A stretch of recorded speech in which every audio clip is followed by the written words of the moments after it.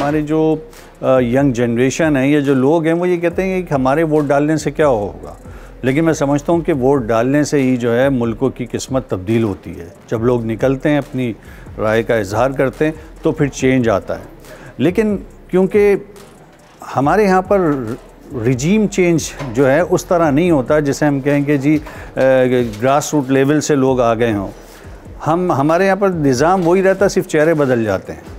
तो चेहरे बदलने से जो है तब्दीली नहीं आती, निज़ाम बदलने से तब्दीली आती है।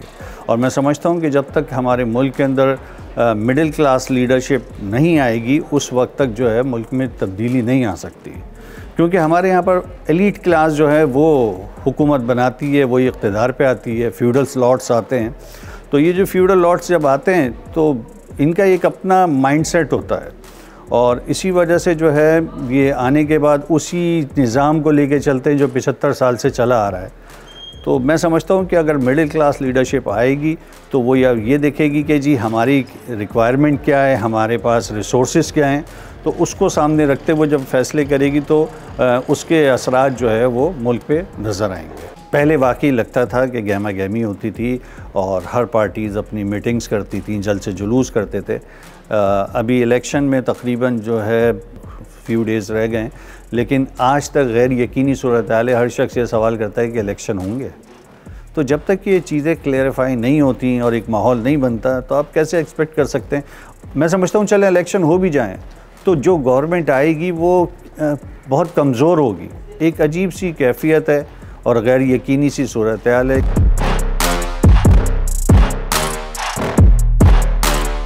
मुझ समेत हर बंदे के अंदर ये कैफियत है कि शायद होंगे या ना, ये हाँ या ना के चक्कर में मसाइल ज़रूर है, लेकिन आई एम वेरी पॉजिटिव कि अभी तक इलेक्शन हो सकते हैं और होने वाले हैं, क्योंकि मेरा ख्याल है जो इलेक्शन करवाने वाले हैं उनको लग रहा है कि इस वक्त इलेक्शन हो जाने चाहिए। इससे पहले भी माजी में ऐसे हो चुका है, चाहे 1970 के इलेक्शन में देखा जाए तो आगे बढ़ गया, तो उस वक्त सैलाब के वेक्टर आ गया था। इससे पहले 2007 का इलेक्शन था, गैर यकीनी तौर पे उस वक्त बेनज़ीर साहिबा के साथ जो असैसिनेशन का वाक़या हो गया था तब भी बढ़ गया था। और अभी भी कुछ चीज़ें कुदरती फैक्टर तो इसके अंदर इन्वॉल्व होते हैं, लेकिन साथ साथ जो है ना कुछ इसके अंदर पॉलिटिकल चीज़ें रखे जाते हैं जो कि बदकिस्मती है इस हमारे मुल्क की। ऐसा नहीं होना चाहिए। तरक्की याफ्ता कौमों के अंदर जो भी अगर जमहूरियत का रखे वहाँ पे चाहे आंधी है तूफ़ान है, वहाँ पे इलेक्शन अपने टाइम पर होते हैं। आपको अमेरिका के एग्जांपल भी हम देते हैं। लोग कहते हैं नहीं देनी चाहिए, लेकिन ज़ाहिर से हम जब उनको रोल मॉडल बनाते हैं सेपरेशन, तो वहाँ पे चाहे फर्स्ट वर्ल्ड वॉर हो, सेकेंड वर्ल्ड वॉर हो, कुछ भी चीज़ें हो रही हो, वहाँ पे इलेक्शन आगे ताख़ीर के साथ नहीं होते। तो ये चीज़ें होती हैं। तो पाकिस्तान के अंदर तो यकीनी तौर पर मैं कहता हूँ कि इसके अंदर कुछ चीज़ें मैनिपुलेशन की जाती है और हकीकी तौर पे ऐसा हुआ भी है और माजी में भी ऐसा हुआ है। पीटीआई के जो लोग थे उनकी सियासी वफादारियाँ भी तब्दील हो चुकी हैं और पीटीआई इस वक्त वो इंतशार का शिकार है। तो जब कोई पार्टी जो डिसऑर्गेनाइज हो जाती है तो उसको टाइम चाहिए होता है ऑर्गेनाइज होने के लिए। जो गवर्नमेंट आएगी उसके अंदर पीटीआई का कोई रोल नहीं होगा।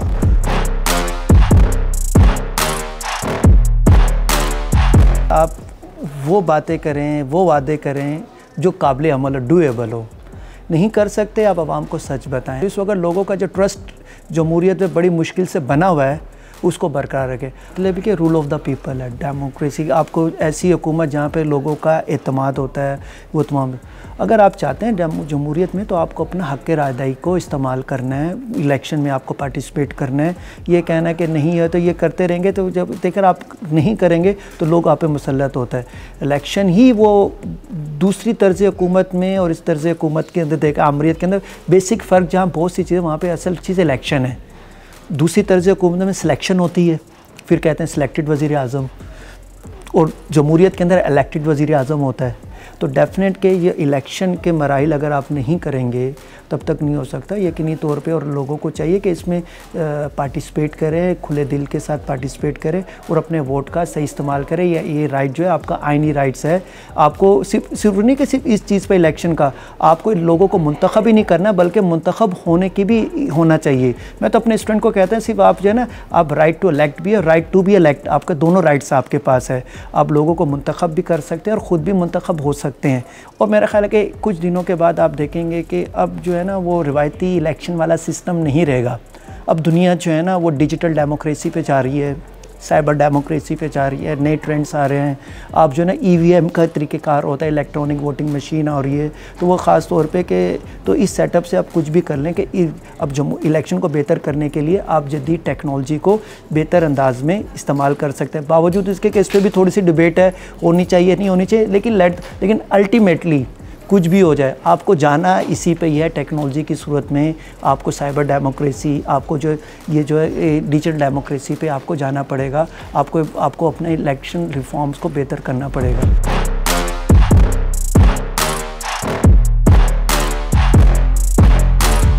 मैं समझता हूँ कि पाकिस्तान के अंदर जो पॉलिसीज़ चली आ रही हैं और एक जो ब्यूरोक्रेटिक माइंड हमारे यहाँ चला आ रहा है कि हमारे यहाँ पैसा जो है बहुत ज़्यादा गैर ज़रूरी ख़र्च किया जाता है सिर्फ प्रोटोकॉल के अंदर।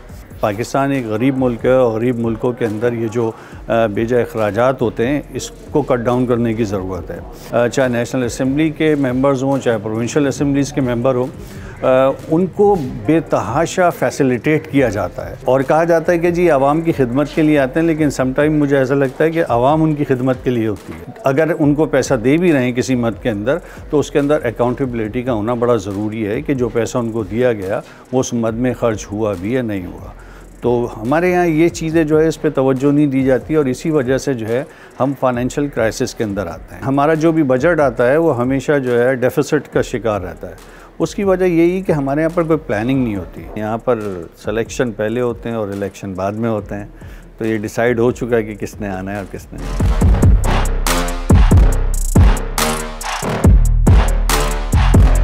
उस वक्त जो है ना जो भी तलबा तंजीमें थी उन्हें अपने मंशूर के साथ साथ उन्हें ये बताना चाहिए था स्टूडेंट के अंदर कि आपको वोट कैसे डालना है।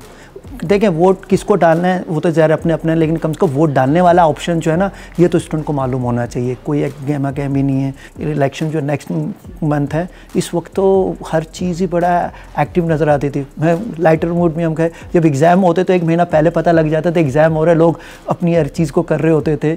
वो तो सिर्फ एक छोटा सा एग्ज़ाम में इतनी एक्टिविटी नज़र आती थी। अब तो इलेक्शन हो रहे हैं जिसने पूरे मुल्क का किस्मत को चेंज करना है, इसमें लोग जो है नहीं कर पा रहे, ना तलबा यूनियन की जानिब से ना पॉलिटिकल पार्टीज़ की जानिब से। ऑनलाइन जलसे, जुलूस, फंड रेजिंग, मोबाइल की तमाम चीज़ों का ये चीज़ों का हो रहा है। तो मेरे ख्याल ये डिजिटल कम्युनिकेशन, ये डिजिटल डेमोक्रेसी ने भी ये ख़ास तौर पर चीज़ें इसने भी लोगों को थोड़ा सा मास पार्टिसिपेशन जो थोड़ा सा कम कर दिया है। अब लोग जो घरों से निकलने के बजाय हर चीज़ को घर में बैठ के अपने वोट जो है वो इसी से इलेक्ट्रॉनिक वेबसाइट मुख्तलिफ चीज़ से यूज़ कर रहे थे। इस वजह से हमें ऐसे गहमा गहमी हो सकता है, गहमा गहमी उतनी ही हो लेकिन हमें ग्राउंड पे नज़र नहीं आ रही हो, क्योंकि मकसद तो ये होता है ना कि आपको अपना पैगाम लोगों तक पहुँचाना है, चाहे वो जल्द से जुलूस फिज़िकल पहुँचाए चाहे वो ऑनलाइन पहुँचाए। हो सकता है मामलात वैसे चल रहे हों लेकिन वो वाली चीज़ें नहीं आ रही जो माजी का देखा जाए। लेकिन और मुझे लग रहा है कि आइंदा भी ऐसा ही होगा। आइंदा आने वाले दिनों में ये गहमा गहमी मज़ीद कम ही होगी ना कि बढ़ेगी। ये मेरी एक प्रेडिक्शन है कि 2000 अगले जो इलेक्शन होंगे इसमें आपको मज़ीद गहमा गहमी, फ़िज़िकल गहमा गहमी कम नज़र आएगी।